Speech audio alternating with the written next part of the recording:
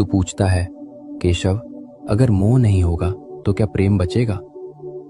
तुझे लगता है कि किसी को कसकर पकड़ना ही प्रेम है। तुझे लगता है कि खोने का डर ही प्रेम का सबूत है। पर सत्य ये है मित्र, जहां मोह होता है वहां प्रेम घुटकर मर जाता है, और जहां सच्चा प्रेम होता है वहां मोह का अंधेरा टिक ही नहीं सकता।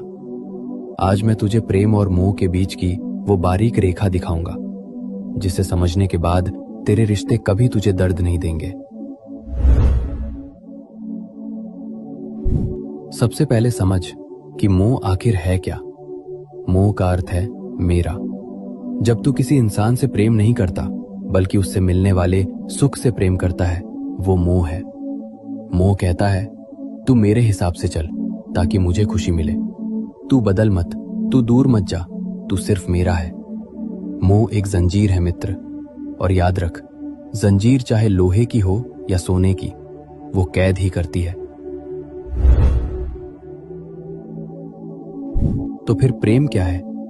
मोह मांगता है, तुझसे मुझे खुशी चाहिए। प्रेम देता है, मैं तेरी खुशी में खुश हूं। मोह एक भिखारी है जो हमेशा डरता है कि मेरा क्या होगा। प्रेम एक राजा है जो कहता है, तू जहां भी रहे बस खिलता रहे। जब तू फूल को पसंद करता है तो तू उसे तोड़कर जेब में रख लेता है और वो मर जाता है। पर जब तू फूल से प्रेम करता है तो तू उसे पानी देता है और उसे पेड़ पर ही रहने देता है। पूछ अपने आप से, तू तोड़ना चाहता है या खिलाना चाहता है? अब तेरे मन में वही सवाल है, केशव, ये सुनने में अच्छा है, पर क्या ये संभव है? अगर मेरा बेटा, मेरी पत्नी या मेरा प्रिय मुझसे दूर जाए तो क्या मुझे दुख नहीं होगा? दुख होगा मित्र, शरीर के स्तर पर पीड़ा होगी, पर मोह मुक्त होने का मतलब पत्थर दिल होना नहीं है। मोह मुक्त होने का मतलब है सच्चाई को स्वीकार करना।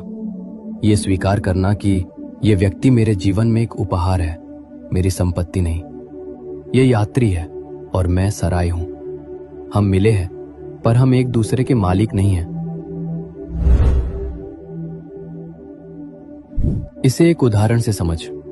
रिश्ते रेत की तरह होते हैं। अगर तू अपनी मुट्ठी कसकर बंद करेगा तो रेत उंगलियों से फिसल जाएगी और तू खाली हाथ रह जाएगा।